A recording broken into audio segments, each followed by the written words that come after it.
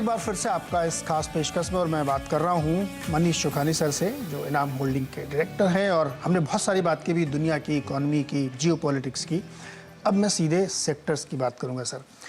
बहुत सारे सेक्टर्स चर्चा में रहते हैं, बहुत सारे लोग अलग अलग बातें करते हैं, लेकिन मैं आपसे जानना चाहता हूँ कि वो कौन से 2-3 अच्छे सेक्टर्स हैं, थीम हो सकती हैं, जहाँ पे इस दौर में भी निवेश करके पैसा लगा सकते हो, जिसको लोग आजकल इग्नोर कर रहे हैं या टच नहीं करना चाहते हैं।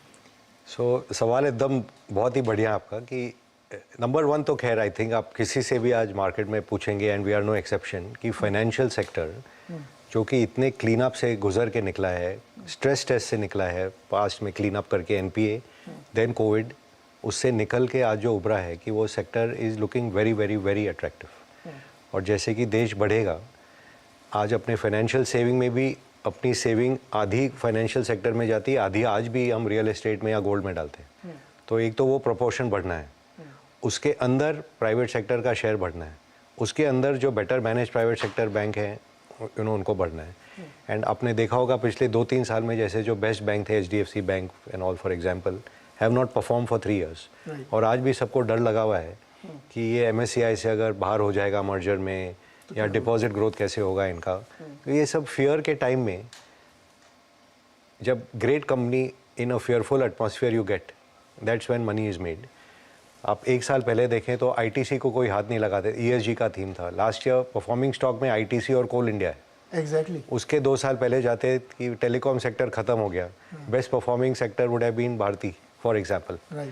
सो आज जो हम सब हेट करते हैं, क्या सेक्टर हैं? एक तो ये जो लाइक सम बैंक्स और सम एसेट मैनेजमेंट कंपनीज, फाइनेंशियल में तो खैर बहुत है।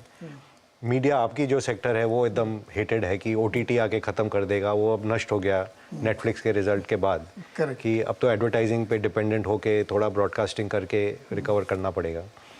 पीएसयू कंटिन्यूस, कि समझिए अब जब कॉनकॉर का प्राइवेटाइजेशन इमिनेंट है, आईडीबीआई बैंक का इमिनेंट है, जब देखें कि सरकार एक्चुअली ये एसेट से निकल रही है and management change happens, P री रेटिंग हैपन्स, जो कि हमने 20 साल पहले हिंदुस्तान जिंक में देखा था।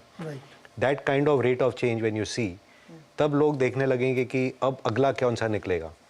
जैसे 2 साल पहले बात थी बीपीसीएल की, but timing turned out to be wrong. But eventually now people will come कि नया रिफाइनरी बनाने से बेटर है एग्जिस्टिंग वन को टेक ओवर करके इसको इम्प्रूव करके हम आगे बढ़ाएं। सो पीएसयू शायद कुड डू वेरी वेल। ये सब कहने के बावजूद I will still say what I said in the beginning, कि the era of one country bet, one market bet, one sector bat doesn't work anymore. And IT का example दूं कि आज आपको लगेगा कि वहाँ के आईटी सेक्टर एकदम डाउनफॉल होने वाले हैं अमेरिका में, तो हमारे आईटी सेक्टर पे भी छींटे आएंगे।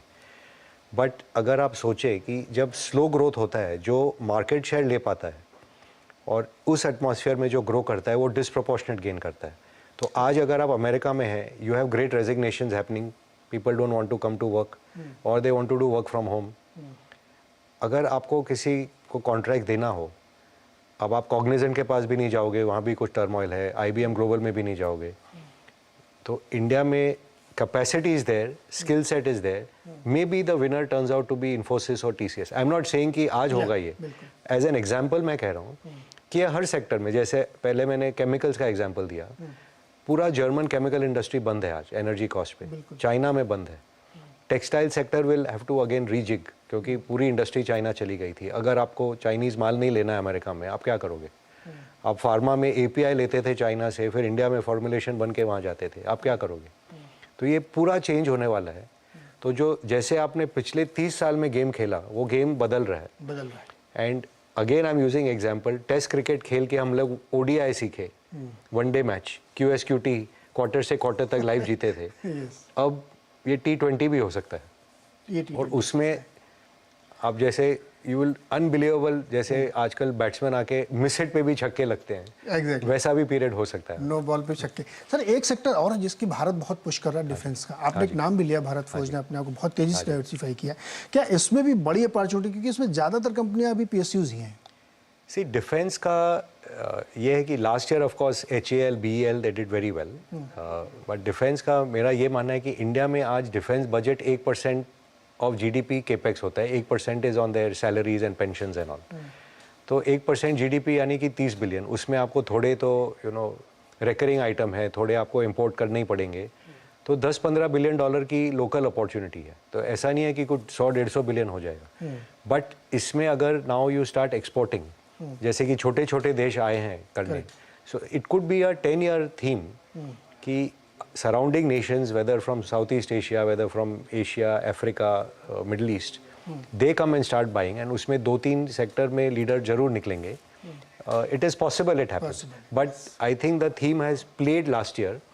बट ये कोई ऐसा लंबा चौड़ा हो के इमीडिएटली बहुत ग्रेट हो जाए, at least I am not in that camp. Correct. तो हम लोगों ने बात की डिफेंस में, देख सकते हैं बैंकिंग फाइनेंशियल बेस्ट थीम लग रही है, और मोस्ट हेटेड इस समय का जो आईटी है वो एक्चुअली एट सम पॉइंट, क्योंकि दुनिया में अगेन टर्मोइल कुछ होगा. आप कैसे कह रहे हैं तेल 110 एक बार वापस हो जाए, रुपया घटे, वहाँ पे लगे रिसेशन हो गया यूएस में, इंटरेस्ट रेट में पैनिक हो जाए, वो आपके भाव से जब मिले ना, जब लगे कि आपको मुझे कन्विंस नहीं करना है, तब उस टाइम पे आप लीजिए.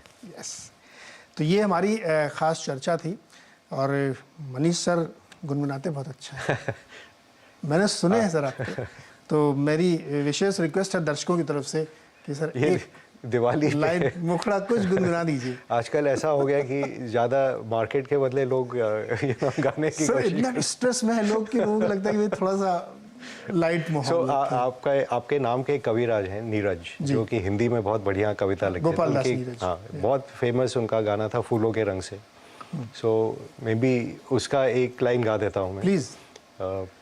सांसों की सरगम धड़कन की वीणा, सपनों की गीतांजलि तू, दिल की गली से महके जो हरदम, ऐसी जूही की कली तू. ये चलता जाएगा तो मैं यहीं रुक जाता हूँ. बहुत ही शानदार, बहुत ही मज़ा आया. और गोपाल दास नीरज बहुत ही बढ़िया कवि. उन्होंने फिल्म में बहुत गीत लिखे हैं, और मनीष सर ने हमको एक लाइन सुनाई. बहुत बहुत शुक्रिया. आपके नाम से था और मेरे नाम से था, तो स्पेशल फील कर रहा हूँ मैं. सर बहुत बहुत शुक्रिया, और बहुत शुभकामनाएं आपको. धन्यवाद. दिवाली के आपके परिवार को सबको शुभकामनाएं. Thank you so much.